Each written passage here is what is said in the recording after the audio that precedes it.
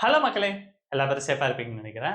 நீங்க ரெகுலரான cinema updates follow பண்ணணும்னா, மறக்காம சேனல சப்ஸ்கிரைப் பண்ணிக்கோங்க. அப்பதான் உங்களால ரெகுலர் சினிமா அப்டேட்ஸ் எல்லாம் ஃபாலோ பண்ணிக்க முடியும். ஓகே, இப்ப நம்ம ரொம்ப டைம் வேஸ்ட் பண்ணாம, இன்னையோட ஹெட்லைன்ஸ் என்னன்னு சொல்லி பார்க்க ஸ்டார்ட் பண்ணலாமா?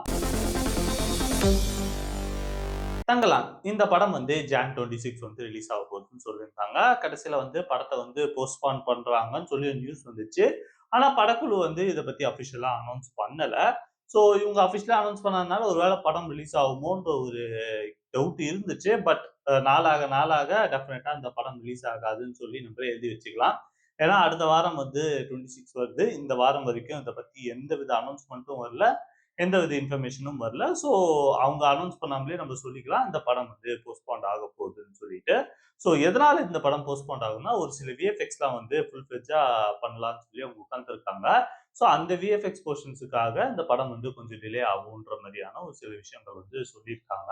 அது போக இந்த படத்த வந்து சம்மர் ரிலீஸ் வந்து டார்கெட் பண்ணியிருக்காங்களாம். ஸோ டெஃபினட்டா இந்த படம் வந்து இந்த வருஷம் சம்மர வந்து ஹிட் ஆகும்னு சொல்லி எல்லா பேரும் சொல்றாங்க. ஸோ வெயிட் பண்ணி பார்க்கலாம். இந்த வீடியோ உங்களுக்கு பிடிச்சிருக்கும்னு நினைக்கிறேன். இந்த வீடியோ பிடிச்சிருந்தா இந்த வீடியோ லைக் பண்ணுங்க. அதே மாதிரி உங்க ஃப்ரெண்ட்ஸ் அண்ட் ஃபேமிலி எல்லா பேருக்கும் இந்த வீடியோ ஷேர் பண்ணி விடுங்க. அது போக இந்த சேனலுக்கு புதுசா இருந்தா மறக்காம சேனல் சப்ஸ்கிரைப் பண்ண மறந்துடாதீங்க. Have a great day. நன்றி, வணக்கம், டாடா, பை பை.